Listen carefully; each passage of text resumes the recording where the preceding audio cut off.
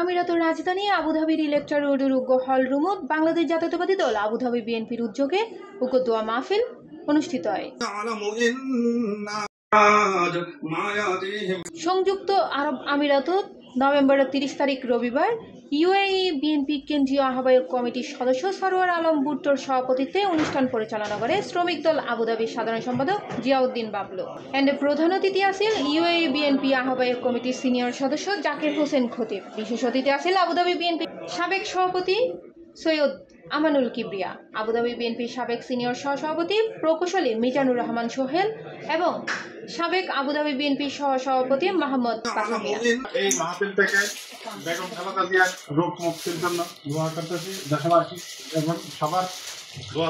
আমি আপনাদের কাছে অনুরোধ করব, আমাদের দেশনেত্রী যিনি দেশের জন্য মানুষের বাংলাদেশের জনগণের জন্য তার জীবনটা বিলিয়ে দিয়েছেন। অনুষ্ঠানের সংক্ষিপ্ত আলোচনায় অংশ নেয় আবুধাবি যুবদলের সভাপতি মোহাম্মদ জামাল উদ্দিন, প্রফেসর সাইফুল ইসলাম চৌধুরী, মনিরুল ইসলাম আনার, জিয়াউর রহমান সহ আর বোধকেও।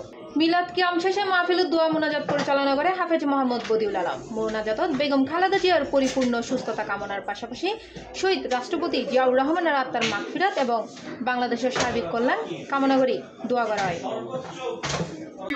অসুস্থতার জন্য আমরা আজকে আবুধাবির জন্য দোয়া করতেছি দেশবাসী এবং সবার দোয়া চাইতেছি।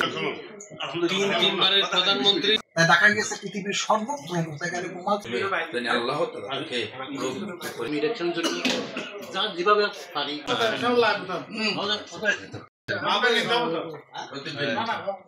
কমিটির পক্ষ থেকে এবং আমি এত মায়া আমার মনে হয় না পৃথিবী আমাদের বাংলাদেশ জিয়ার রোগ মুক্তির দোয়া মাহফিল।